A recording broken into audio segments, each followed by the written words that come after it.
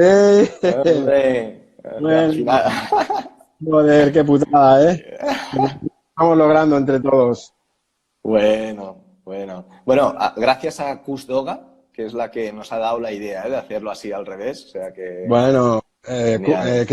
Cristina, Cristina es una crack. Haga lo que haga, siempre se le ocurre. O Sí, sea, sí. tal cual. Genial. Muy bien, Bueno, muy buenos bien. días a todos y a todas. Y gracias por vuestra paciencia con este baby boomer que no sabe manejarse muy bien con las redes. Bueno, no, no hay problema. Esto Instagram tiene esto algunas veces. Bueno, Bueno, Víctor, dime. bueno, un placer tenerte aquí. Seguramente, bueno, todos los que estáis aquí, o la mayoría, ya conocéis a Víctor Amat, pero hago una breve presentación. Si no, tiene su web, que es victoramat.es, que ahí podéis ir. Bueno, no lo he preguntado, pero entiendo que todos y todas nos estáis escuchando bien y nos veis bien, ¿eh? A ver si alguien puede decir que sí, que todo correcto. Yo Sí, no, dicen. a ver. A ver, ¿quién no está? O sea, ¿nos escucháis bien o no? Vale, Sí, se si nos se oye, escucha. sí. Suban los Vale, Gustavo, volúmenes. sí. Ok, todo bien. Vale, perfecto. Vale, vale, genial, muy bien. Venga, pues entonces, empezamos, Víctor. Bueno, antes en la introducción estaba comentando que se hablaba mucho del personal sanitario, que bueno, les tenemos que estar inmensamente agradecidos de todo el trabajo que están haciendo. Y Sí, también yo creo que los psicólogos, ¿no? Durante todo este proceso en el que estamos, también sois muy importantes, ¿no? Porque es una situación que nunca se había vivido, ¿no? Es muy sí, extraordinaria, ¿no? Y sí. adaptarse a esto es complicado, ¿no? Sí, tienes toda la razón. Estamos enfrente de una situación completamente nueva y viviendo una situación de mucha incertidumbre, con lo que todo el mundo estamos dando un poco palos de ciego y viendo a ver de qué manera podemos ayudar. Justo ayer había una cierta polémica en Twitter, ¿no? Donde algunos de los psicólogos, así diríamos mediáticos, decían que no teníamos muchas cosas que aportar y entonces aparecieron otras personas diciendo que era importante. Yo pienso que los psicólogos podemos ayudar en tanto en cuanto la gente está pasando ansiedad, está pasando preocupación, se está preocupando muchísimo y pienso que tenemos cosas a aportar, por supuesto, claro que sí. Claro, Hemos claro. de ofrecerles ayuda. Mm. Vale, Víctor, entonces, yo durante estos días he ido pensando, ¿no? He ido identificando, pues, distintos miedos, para decirlo de este modo, ¿no? El tema Sí, de, por ejemplo, miedo a la infección, ¿no? Por sí, ejemplo, hasta el momento se decía, pues, que era una infección que afectaba de manera más grave a la gente mayor, pero hoy salía alguna noticia que a la gente joven, pues, también puede afectarle en menor proporción, pero también, ¿no? Entonces, había identificado con un miedo al tema de infección y después vino el confinamiento, ¿no? Que era algo como mm, que esto solo se hacía en China porque bueno, son de una manera, ¿no? porque Y, sí, sí, y aquí, pues era esto nunca pasará, ¿no? Hasta que, ¡pum!, ha llegado, ¿no? ja. Y como de sopetón, ¿no? De golpe. Entonces, no sé si tú también has identificado otras ansiedades, otros miedos. Mira, volvemos al punto de antes. Para mí lo más importante dentro de una perspectiva psicológica de todo esto que pasa es la incertidumbre. Quiero decir, el hecho de no saber, ¿no? Nadie sabe, no saben las autoridades, no saben los médicos, todo el mundo está aprendiendo sobre la marcha, con lo que la sensación es muy agobiante, porque claro, te das cuenta de que cambian los protocolos de un día para el otro, o lo que ayer se podía hacer hoy ya no, y al revés, lo que ayer no se podía hoy se puede. Pero es importante saber de que toda situación incierta, pues aprendemos haciendo. Quiero decir que yo no es que sea muy favorable ni esté muy a favor del gobierno, pero es que haga lo que haga el gobierno va a tener quejas a posteriori, porque nadie sabe cómo enfrentar una situación como esta. Entonces, ¿qué es lo que agobia a la activa? La gente busca obtener un grado de certeza sobre cualquier situación. Quiero decir, ¿qué va a pasar de nosotros? ¿Me contagiaré, no me contagiaré? Si me contagio, me muero, soy población de riesgo, etcétera, ¿no? Yo creo que lo más importante hoy en día es primero, tenemos suficiente información para saber que confinados probablemente es una buena manera de no contagiarse, por lo tanto, mantener el confinamiento y ser muy responsables a la hora de hacer cosas. Yo no soy un experto en eso, pero pareciera que en eso está todo el mundo de acuerdo, ¿no? Luego hemos de ir viendo, por ejemplo, cómo manejamos las informaciones que nos entran, ¿no? Tú mismo decías, esta mañana salían informaciones. Claro, si estamos todo el día pendiente de las informaciones, la incertidumbre no disminuye, aumenta. Y esa es la clave, ¿no? Yo considero que sería muy interesante, pues, bueno, por ejemplo, yo estoy intentando hacer lo siguiente. Yo me actualizo por la mañana, escucho un poco por la mañana, escucho la radio por la mañana, las nuevas informaciones que pueden aparecer y durante 20-25 minutos que hago los desayunos y hago estas cosas, escucho un poco sin mayor importancia, pero voy escuchando las novedades. Y luego ya intento mantenerme al margen de todas las nuevas informaciones que aparecen, porque en realidad no me proporcionan más tranquilidad, sino que cada vez me pone más nervioso cuantas más cosas escuchas Claro. y cuantas más cosas hablas. Claro, esto sería como una primera regla, ¿no? Como una regla de las más importantes a hacer estos días, ¿no?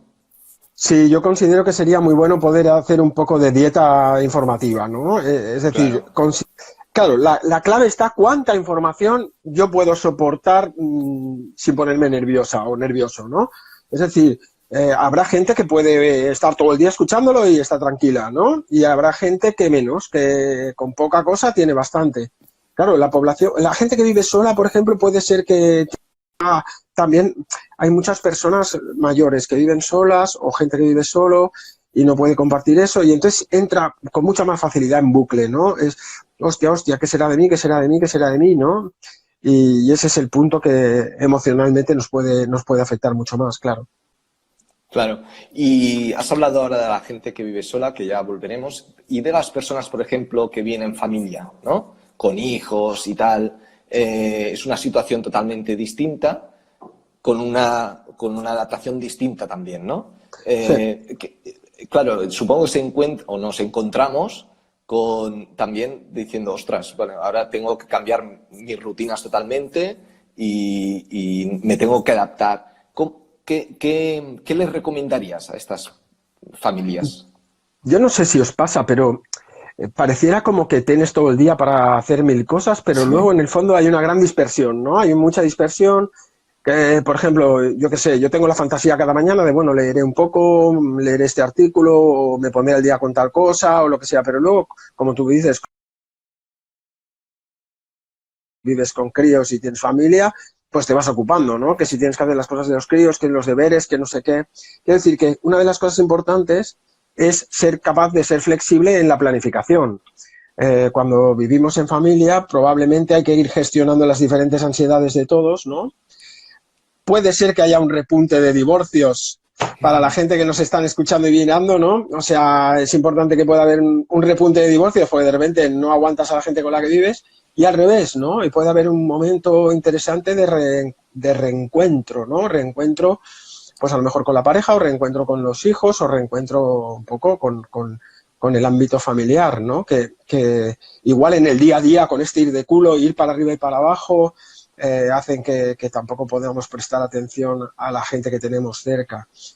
Yo no sé si te referías exclusivamente al miedo o simplemente a la gestión de este confinamiento, cuando estás con tanta gente, pues claro, yo tengo la suerte de tener, a ver, yo estoy forrado de pasta y entonces yo tengo un pisaco y pues bueno, la gente está como dispersa por todo el piso, ¿no? Tengo 150 metros para un lado, 150 metros para el otro. Pero los que no son tan millonarios como yo y probablemente como tú, Kim, que estamos forrados, pues probablemente estén concentrados en un sitio, con lo que la tensión aumenta, con lo que, bueno, es importante tener la capacidad, pues eso, ¿no? De incluso tener espacios para todos, ¿no? Fuera del grupo, ¿no? claro.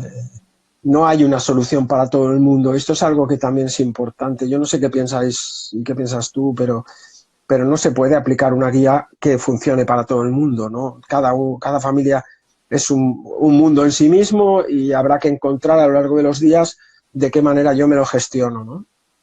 Genial. Y estabas hablando de la incertidumbre, y la incertidumbre de cuándo terminará, supongo que también es algo que está ahí, ¿no? Porque dicen, vale, sí 15 días, ¿no? Pero tampoco queda del todo claro, ¿no? Entonces, yo me encuentro, y ahora por mí ahora, que uno de la ansiedad que me produce un poco todo esto es, hostia, esta situación, ¿hasta cuándo? ¿No? ¿Hasta cuándo estaré así? ¿No? Estaremos de ¿Ves? esta manera, ¿no? Y realmente me provoca más ansiedad esto que no el Sí, hecho en sí de estar ahora de- así, ¿no? está clarísimo. Mira, es que estás dando la clave todo el rato. Volvemos a todo lo que sea formulado en términos de pregunta es incertidumbre. Quiero decir, cuando tú dices, bueno, ¿qué pasará después, no? ¿Cuántos días estaremos? ¿Lograremos recuperar nuestra vida, nuestra cotidianidad? ¿Qué cambios habrán? ¿Podremos pagar las facturas dentro de 2 meses? Es decir, la incertidumbre es eso, las preguntas, ¿no? Pero fíjate, no hay respuestas para estas Ya. preguntas. Quiero decir, al final yo siempre abogo por, igual al contrario que muchos compañeros míos, ¿no? Que en las guías ponen, piensa en positivo, ¿no? Yo abogo por pensar, oye, ¿cuál es el peor escenario al que vas a tener que enfrentarte? Y dedicarle igual 5 minutos al día a pensar cuál será el peor escenario en el que me voy a encontrar. Por ejemplo, de 2 meses de confinamiento, de pérdida de clientes o de pérdida de trabajo, ¿no? Seguramente muchas de las personas que nos están mirando ahora mismo pues pertenecen a empresas donde, pues bueno, van a rescindir sus contratos por lo que sea, ¿no? Gente que tiene trabajo temporal. Quiero decir que mi planteamiento de cómo enfrentar la situación. Ojo, que hay gente que de manera espontánea ya es gente positiva, que dice, oye, yo me saldré de esta y no tengo problema, pero los que tenemos más miedo, los más cagones, como por ejemplo yo tiendo a intentar esto, dedicarle 5 minutos o 7 minutos al día, pero de reloj, a pensar en el peor escenario y a intentar planificar qué puedo hacer en este peor escenario, ¿no? Vale, genial. Y sí, esto creo que es importante lo que dices, porque a mí también me fue muy bien, ¿no? Y creo que aquí está el tema que una cosa es ser positivo y la otra forzarte a serlo, ¿no? Es decir, ¿no? Si quieres forzar a ser positivo, pero realmente estás cagado por dentro, pues bueno, mejor no vayas Es por ese camino terrible. porque, Te pones claro, peor, claro, te pones peor, ¿no? Es como, bueno, ya lo decía mi abuela, que no hay nada peor que follar sin ganas. Quiero decir que si no tienes ganas de estar positivo o estás sumido en el miedo, pues hostia, obligarte a pensar en positivo no es fácil. Pero hay una manera de encontrar una solución, que es la que te digo, es convertir este pensamiento negativo que tanto horror nos provoca ahí en la mente, se va desplazando por nuestra cabeza. Entonces, oye, 5 minutos, cojo una hoja y un papel y pongo el peor escenario y a ver cómo voy a hacer, ¿no? Y un poco trascender ese miedo y ponerlo sobre el papel nos va a ayudar también a pasar a una fase más realista, decir, bueno, venga, pues cómo lo haré, ¿no? Obviamente hay gente que va a estar jodida, eso lo tenemos claro y eso va a pasar. Quiero decir que no nos flipemos ahora en pensar que, hostia, que de aquí vamos a salir todos reforzados y esto va a ser la hostia. No, no.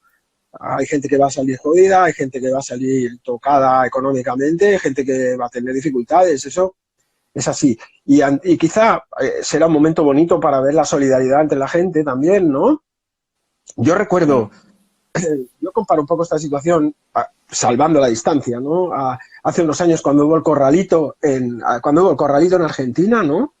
Y tengo amigos argentinos que son psicólogos allá, bueno, ya sabéis que es un país que tiene una cultura al respecto bastante de esto.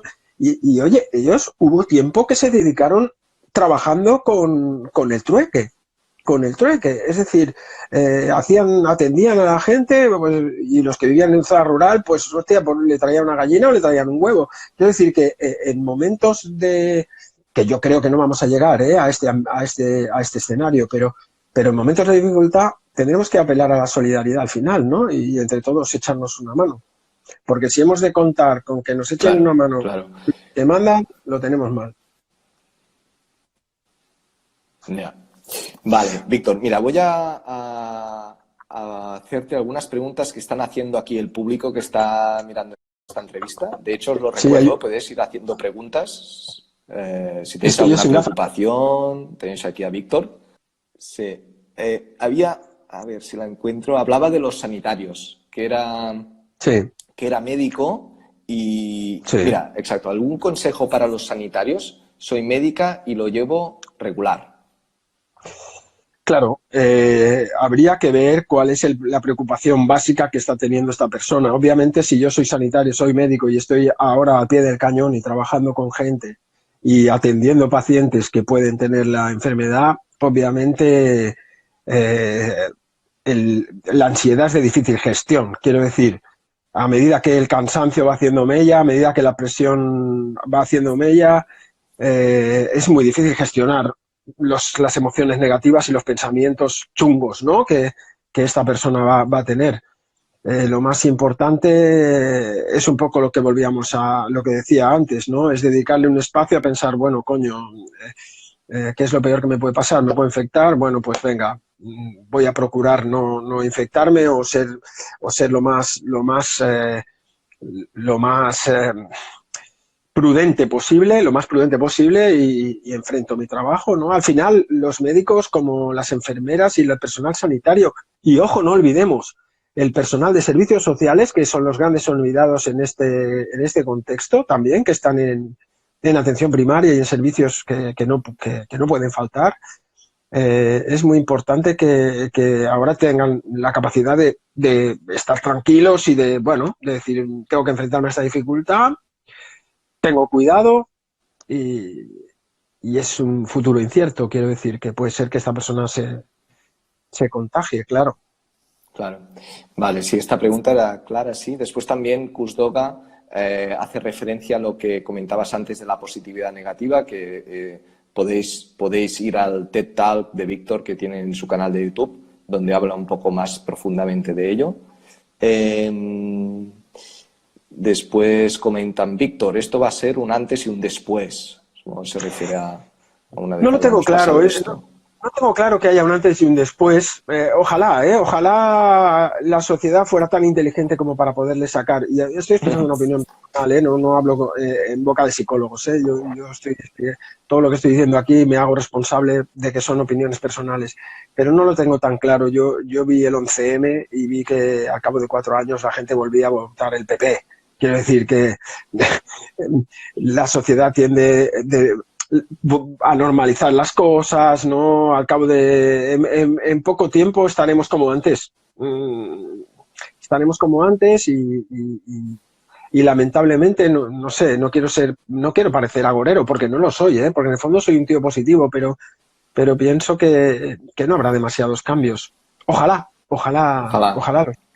Sí, depende Vale. de nosotros también, ¿no? Sí, Marc, por ejemplo, también hace alguna pregunta. Digo, no tengo ninguna duda de que saldremos adelante, eso seguro, pero ¿a qué precio? Bueno, supongo que sería un poco la incertidumbre, ¿no? Que estábamos hablando antes, ¿eh? Exacto. Mark dice algo que es lo que más o menos las personas que no estamos atenazados por el miedo o que no estamos atenazados por la enfermedad, quiere decir que ahora mismo nos encontramos bien, estamos muy preocupados por el qué pasará y claro, el temor que expresa Mark es el normal. Quiero decir, al final es, bueno, ¿cómo nos va a afectar esto, ¿no? ¿Cómo nos va a afectar esto? Y esto es lo que te decía antes de la gestión de la incertidumbre, porque veis, todo lo que son preguntas, todo lo que anda, hay que ser capaces de evaluar qué preguntas puedo responder y cuáles no. Quiero decir, al final estamos nosotros en terapia breve. Tú que hiciste el posgrado con nosotros sabes que a esto le llamamos un 100% de seguridad. Quiero decir que al final intentamos tener el 100% de certeza de situaciones que no las vamos a Claro, tener. y cuanto más la buscas, más incertidumbre Más hay. incierto estás. Exacto, esa es la paradoja, ¿no? Cuanto más información tienes, más miedo tienes. Obviamente no puedes vivir sin información porque estamos hablando de una enfermedad o de una situación que está cambiando, por lo tanto, algo hay que saber, ¿no? Pero la cuestión es de qué manera yo puedo tener la información sostenible para mí, si que no, y ir evaluando si la información me agobia más que me tranquiliza, ¿no? Porque esta búsqueda dislocada de la seguridad nos pone fatal. Quiero decir que al final hay que ir viendo, ¿no? Habrá que ponerse rollo mindfulness, de decir, bueno, hoy, aquí y ahora, ¿no? ¿Qué pasa hoy y cómo me manejo hoy, ¿no? Pero pienso que es muy importante también esta idea de planificar y decir, bueno, si todo va mal o hay un peor escenario, ¿qué? ¿no? ¿Cómo, no obviemos pensar eso, no obviemos pensar cómo me manejaré con un peor escenario? Claro. Mira, aquí también hay una pregunta, Elizabeth, que habla de las personas mayores que están solas, que, claro, se encuentran que la televisión y la radio es algo que les hace mucha compañía, ¿no? Entonces, están dentro, entiendo, de este bucle de decir, ostras, por un lado me va bien porque me dan esta compañía, pero por el otro lado hay toda esta información que puede aumentar más la ansiedad, ¿no? O el miedo. Sí, es lo que hablábamos antes de las personas que están solas. Claro, al final la radio y la televisión se convierten en la compañía de la gente que está sola, sobre todo la gente mayor, ¿no? La gente mayor que, por ejemplo, pues no tienen acceso a otra manera de entretenerse o de estar acompañadas, ¿no?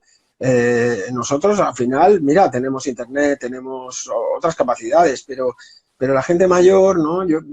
Claro, no es fácil decirle a alguien, deje usted de mirar las noticias o deje usted de escuchar tanto la radio o las noticias de la radio, ¿no? Pero sería bueno poderle decir, pues escucha otras cosas, pon música o, ¿no? Por ejemplo, Elizabeth la conozco bien y me imagino sobre quién está pensando, ¿no? Y la persona sobre la que piensa le gusta la ópera. Yo le diría, escucha la ópera, ¿no? Escucha ópera o lee leed, coño, leed novelas, escuchad música. Intentemos distraer el miedo con cosas que no son información. Genial. Y mira, ahora que estamos hablando de las personas mayores, por ejemplo, alguien que tenga a su padre o su madre o sus padres viviendo solos, ¿qué les recomendarías que cuando los llamemos, pues, qué les podríamos decir para reducir un poco esta ansiedad o este miedo que pueden tener? Bueno, yo creo que básicamente es ofrecernos a tener una conversación, ¿no? Yo, por ejemplo, la gente que tiene familia mayor, ¿no? Claro, a saber, yo ya cuando hablo de mayor estoy pensando en gente que tiene 80 años, octogenarios, ¿no? Probablemente la gente que nos está mirando, que son más millennials, ¿no? Todos los millennials que estáis ahí en el otro lado de la pantalla, bueno, deben tener gente mayor que igual son gente de 70. Yo creo que hemos de estar dispuestos a tener una conversación con ellos, yo diría a diario, poder hablar durante 5 o 10 minutos, tampoco mucho, sobre todo preocuparnos de cómo estáis, que si necesitáis alguna cosa, ¿no? En el caso de que haya alguna persona sola, intentar, pues eso, proporcionarle la facilidad de decir, oye, pues te llevo comida o hacemos no sé qué. Claro, por ejemplo, nosotros aquí cocinamos para 4, pues podemos cocinar para 6, ¿no?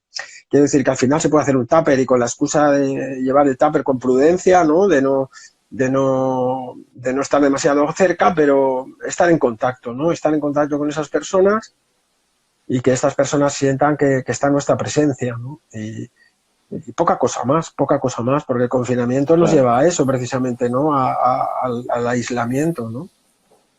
¿Y a los niños? ¿Cómo les podemos comunicar todo esto? Bueno, yo soy mucho del parecer de que a la gente hay que explicarle las cosas, ¿no? Y los niños son inteligentes, que quiero decir que nosotros hemos hablado con nuestros hijos y les hemos explicado lo que hay, ¿no? Hay esto, hay lo otro, hay esa enfermedad, hemos de ir con cuidado con esto. Mi hijo pequeño, que tiene 11 años, se agobió porque no podía ver a sus amigos o... De alguna manera ellos habían hecho la idea de que eso eran como unas vacaciones, ¿no? Hostia, no hay cole y hay vacaciones.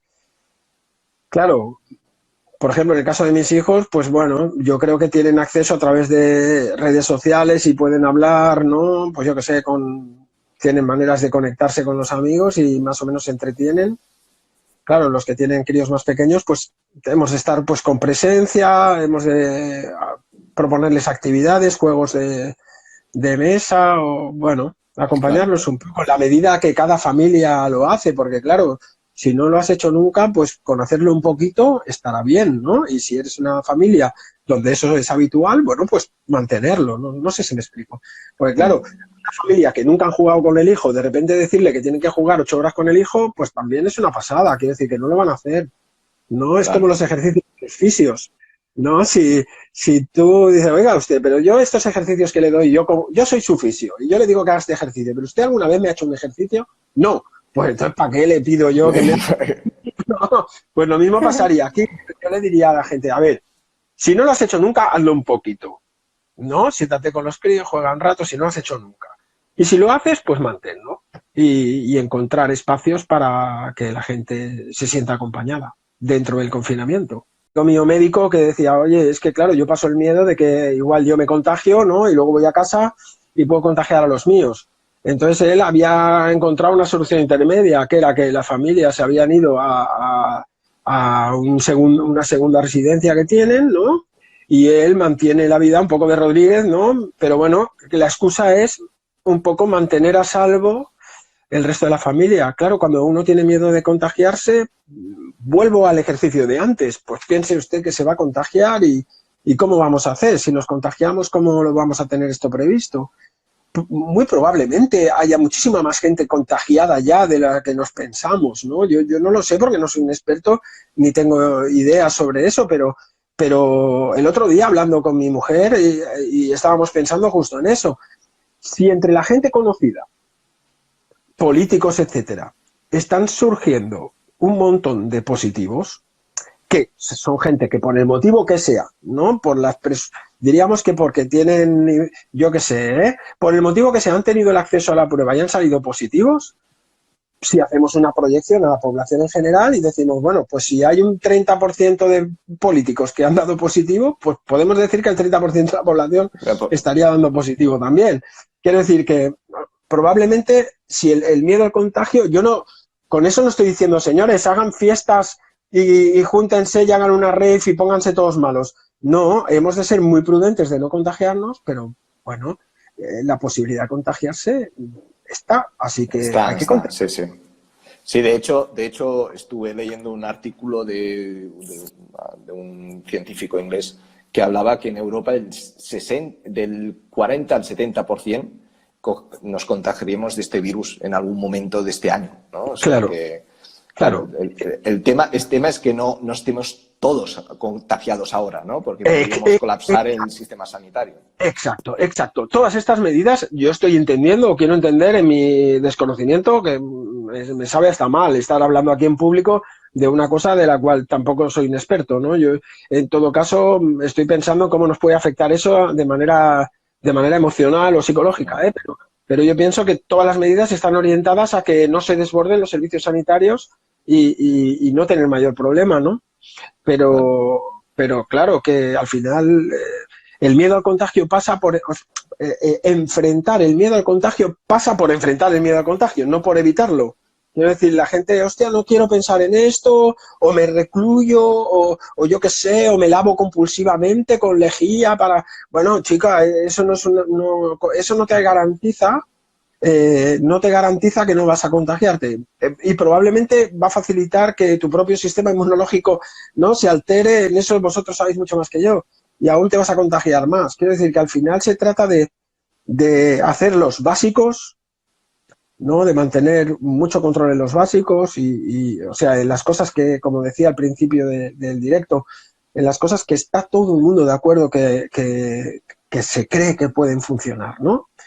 Y luego enfrentar el miedo enfrentándolo, que es decir, pues oye, me siento un rato a pensar en toda la mierda, ¿no? Y en el miedo que tengo, y hostia, me contagiaré, y esto será un drama, y moriremos todos, y durante 6 o 7 minutos le doy un pábulo a todo ese pensamiento, y al cabo de 7 minutos, pues mira, me enchufo una peli de Netflix, o me pongo a jugar con los críos al Uno, o sí... Pero intentar no pensar en aquello que nos da miedo es la manera segura de mantener el miedo todo el día, ¿no? Claro, sí. O sea, el ejercicio que dicen, no pienses en un caballo blanco, ¿no? En un perro verde, claro. Sí, claro, que sale ahí, ¿no? Las personas intentamos contener el pensamiento, ¿no? Hostia, no quiero pensar esto, ay, qué miedo, no lo pienso, pero sin embargo estoy hablando todo el rato del tema, buscando información todo el rato del tema y no lo quiero pensar, ¿sabes? Pero me estoy metiendo todo el miedo en la cabeza. Claro, al final el miedo se enfrenta enfrentándolo. Quiero decir, el miedo es como el matón del patio de colegio, ¿no?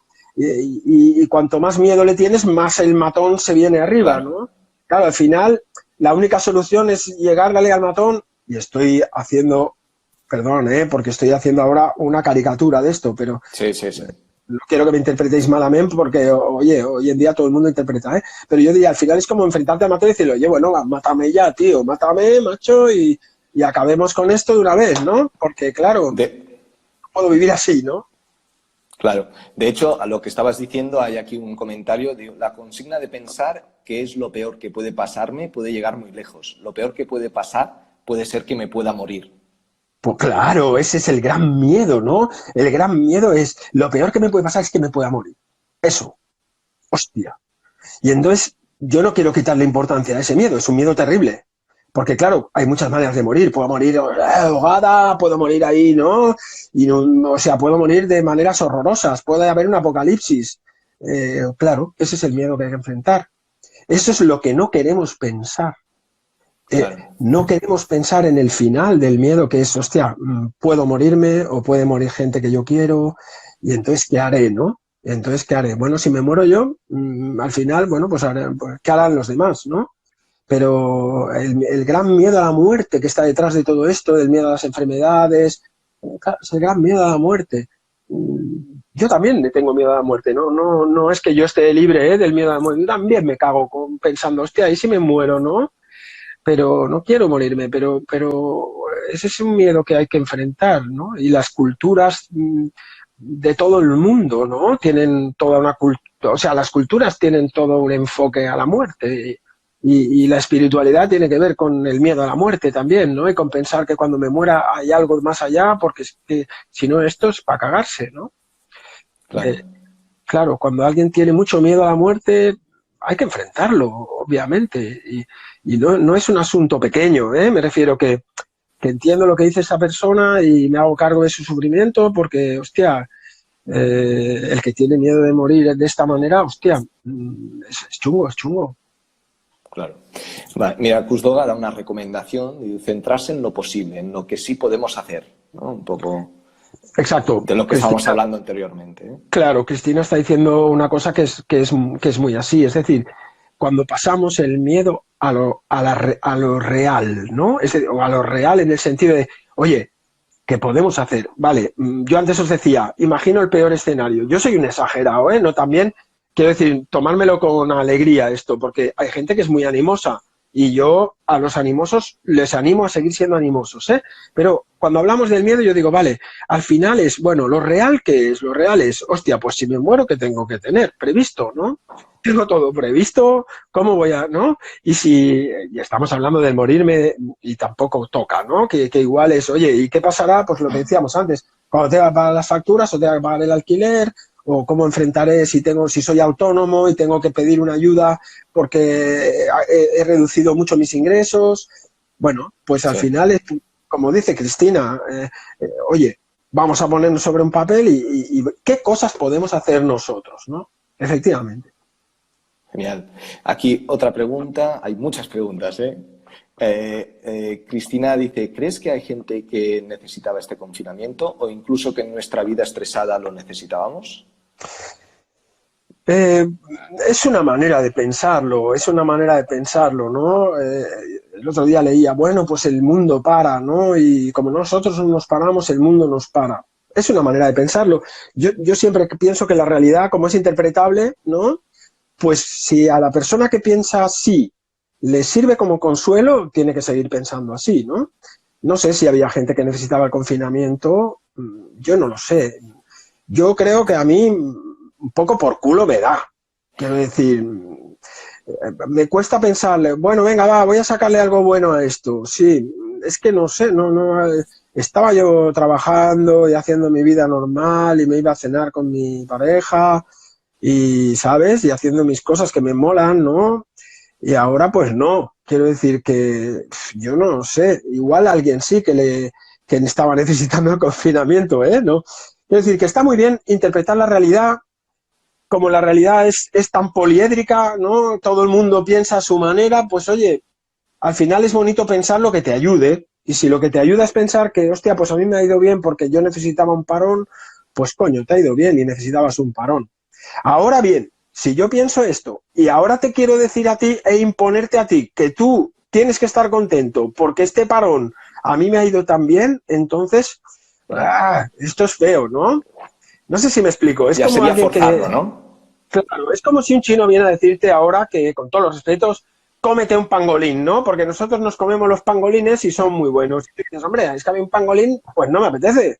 pues yo no me puedo comer otra cosa, no me puedo comer un aguacate, ¿no? Quiero decir que al final lo que tú pienses si te ayuda es muy bien. Mira, yo estoy pensando que a mí me ha ido muy bien porque eso me ha permitido conectar con mi esencia, conectar con mi estar bien, con mi zen interior, o mira, he estado mucho más en familia. Quiero decir, y yo me lo explico de esta manera y esto me ayuda, es cojonudo. Pero si luego a mí me viene mi vecina y me quiere imponer que el confinamiento es una cosa buena porque a ella le ha ido bien, ¿sabes? Es un poco que digo, pues no lo sé, si eso es meternos demasiado en la vida de los otros. Yo creo que, mira, la verdadera empatía es escucharle a la gente, ¿no? Y decirle, oye, pero a ti, ¿cómo te está sentando esto? Y entonces la gente te dice, mira, a mí me está sentando bien o me está sentando mal. Y entonces escuchar a esa persona y decir, pues oye, guay. Quiero decir, y si te has sentado mal o te estás agobiando, pues decir, hostia, es una putada, acompañarla, ¿no? Es una putada, me sabe mal que no estés disfrutando de este momento, o hostia, pues lo veo como tú, o en este punto y este punto estoy de acuerdo. Y yo creo que el acompañamiento es eso. Y si el otro te dice, estoy encantado de la vida de estar confinado, pues oye, me alegro por ti, qué bien que te haya ido esto bien. Y sobre todo no dar el consejillo, ¿no? Esta cosa de, bueno, como a mí me ha ido bien esto, yo he hecho karate toda la vida y como a mí me ha ido bien hacer karate, pues os digo que todos ahora hacen karate y Ya, es absurdo. Habrá gente que me dice, hombre, es que a mí el karate no me mola, yo qué sé, ¿no? Prefiero hacer yoga. claro, claro. Mira, Pau comenta, ¿cómo crees que esto afectará a los niños, todo este proceso? Los niños, los niños son máquinas de gestionar. Quiero decir que los niños también son esponjas que van a recibir mucho cómo tú estás viviendo esto. Si tú estás como perro enjaulado, probablemente los niños acaben estando como perros enjaulados. Eh, los niños son esponjas, pero los niños van a gestionar esto muy bien. Quiero decir que si tú eres capaz de, lo que decíamos antes, de escuchar a los niños y de cómo ellos lo están viviendo, ¿no? Y los vas acompañando y les vas ofreciendo alternativas, pues esto puede ser bueno. Quiero decir que es una situación que no es deseada por nadie, pero se puede sobrellevar. Yo pienso que al final el acompañamiento a los niños es ayudarlos a sobrellevar las cosas, ¿no? No a pretender que lo vean en positivo. Quiero decir, el efecto, ¿cómo era la película aquella? La vida es bella. El efecto La vida es bella, bueno, no sé si la vida es tan bella. Quiero decir, la película es maravillosa, obviamente, y tiene un mensaje muy bonito, pero los críos tienen que estar un poco en la realidad y lo que es importante es la autogestión propia, ¿no? Es decir, si yo estoy muy acojonado, pues obviamente mis hijos también se van a acojonar, ¿no? Pero al final tú eres el referente adulto de esos críos. Ahí es donde tú tienes que gestionar un poco y decir, oye, venga, vamos a ver esto que tiene ¿no? ¿Cómo lo vamos a sacar adelante? ¿Qué cosas son importantes? ¿Qué hemos de hacer? ¿Cómo nos vamos a entretener? ¿Vosotros qué pensáis? Hacer un poquito de asamblea, ¿no? Escuchar a los niños, acompañarlos, ¿no? Si ellos te dicen, pues ahora me lo invento, pues yo tengo miedo por H o por B, pues hostia, ¿y qué te hace tener este miedo? ¿No? Y entonces ahí podemos hablar. Pero si el crío te dice, pues tengo miedo, tampoco no ha lugar a decirle, pues no tengas miedo. Y al revés, si el crío te dice, estoy estupendo, pues no, tienes que estar cagado, ¿no? Acompañarles siempre es, pues, cómo estás tú y a partir de ese cómo estás tú, pues irle acompañando, ¿no? Irle dando más información, ir abriendo campo y como os decía antes, cada familia es un mundo y cada crío es diferente y requiere un acompañamiento diferente. Mi hija, por ejemplo, no necesita que le digas nada y en cambio mi hijo pues está mucho más necesitado de hablar y de jugar. Quiere decir que cada uno es diferente. No hay no hay recomendaciones que vayan bien para todos. Claro, no hay recomendaciones así generales para todo el mundo. Muy bien. Perdona, Kim, esa es la recomendación general, que no hay recomendaciones generales para todo el mundo. Exacto. Vale. Cristian hace una pregunta, dice, ¿crees que el no tener sentido de responsabilidad y basarnos en el sentimiento de culpa, entre paréntesis religioso, puede tener que ver en que no cambiemos en el tiempo? La culpa es mala compañera para crecer, ¿no? La culpa es mala compañera para crecer como sociedad, para crecer como pareja, para crecer como ser humano, para crecer, ¿no?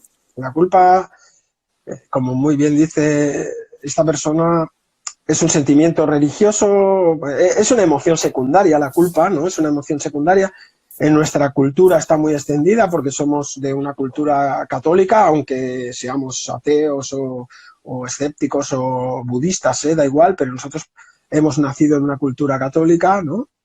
Y la culpa está ahí, está ahí. Entonces, obviamente, la culpa nos impide evolucionar muchas veces y la culpa es muy difícil de razonar. Este es otro punto interesante para mí cuando hablamos de la culpa, ¿no? Y es que la culpa se resiste muy mal a la razón. Uno se siente culpable, pero fíjate, intentas pensar en quitarte la culpa y no se te quita tan fácil, ¿no?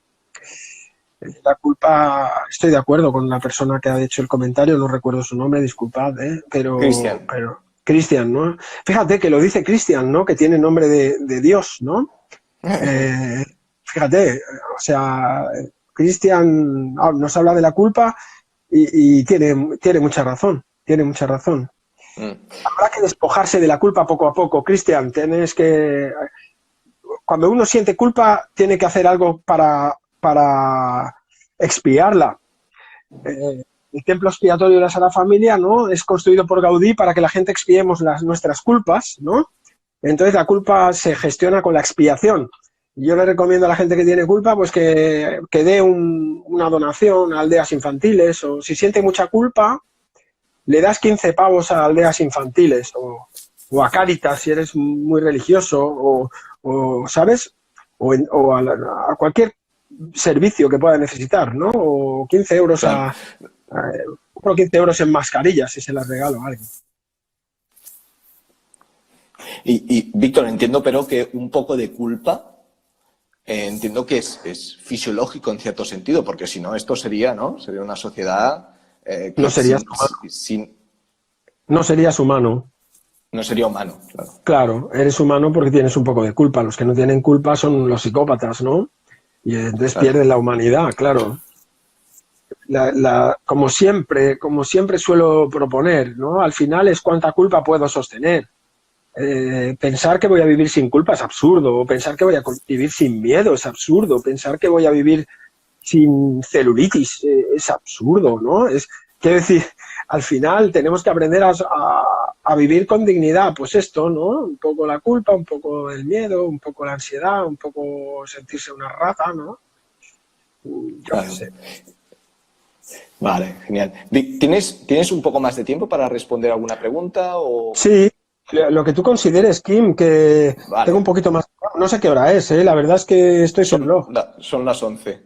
Venga, pues va. Lo que tú consideres. Mira, dime. Genial. Vale. Entonces, aquí hacen una pregunta, dice, por las mañanas me encuentro súper positiva y luego por la noche de repente cambio de actitud, me da ansiedad, miedos, negatividad. ¿Alguna estrategia para mitigarlo? Claro.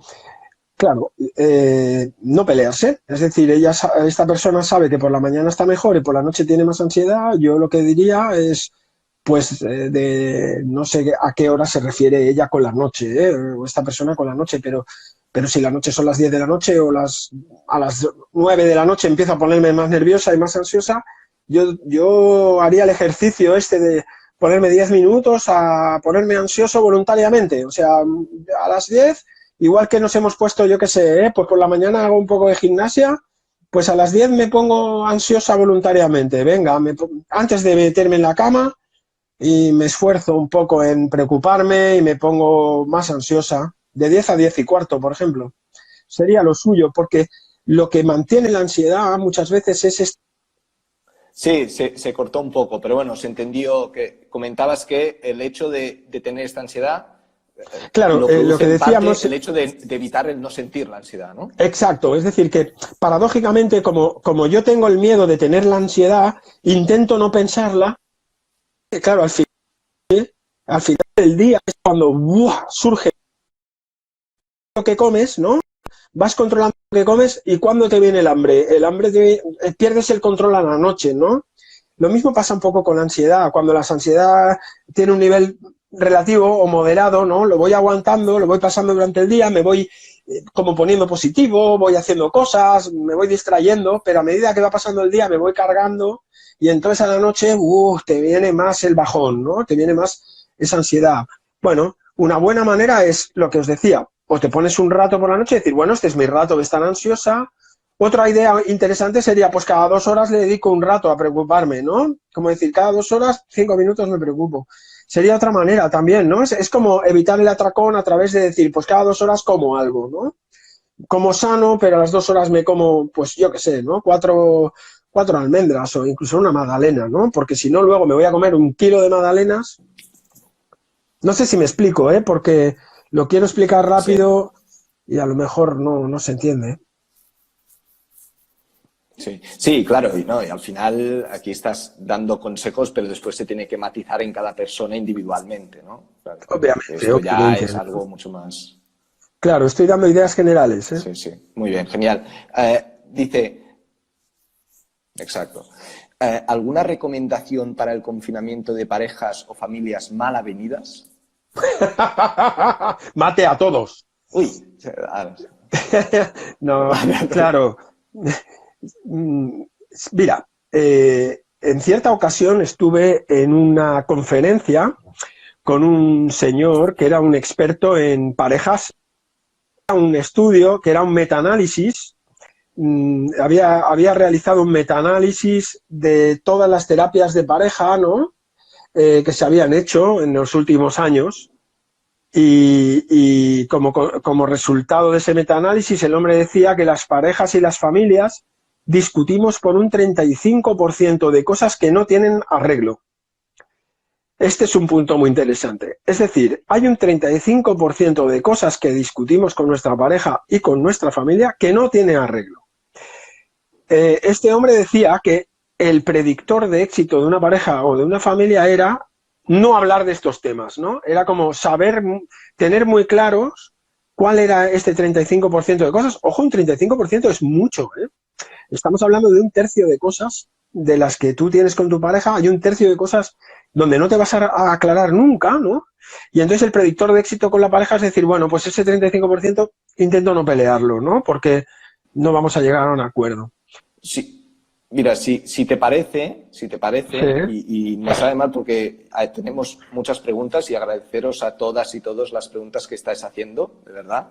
Muchas gracias. Me sabe mal no poder hacérsela a Víctor para que la responda, pero como veo que el Internet ya está fallando un poco, si te parece, lo dejamos aquí y bueno, y si más adelante pues podemos hacer otra entrevista de este tipo, pues genial. claro, cuando quieras, Tim, un placer y encantado de poder hablar y sobre todo déjame concluir diciendo que al final he expresado un Sí. poco mis opiniones como, bueno, como psicólogo y por supuesto matizando que cada familia, como os he dicho, cada familia es un mundo, cada persona es un mundo y que muchas veces los consejos en general no son siempre lo mejor.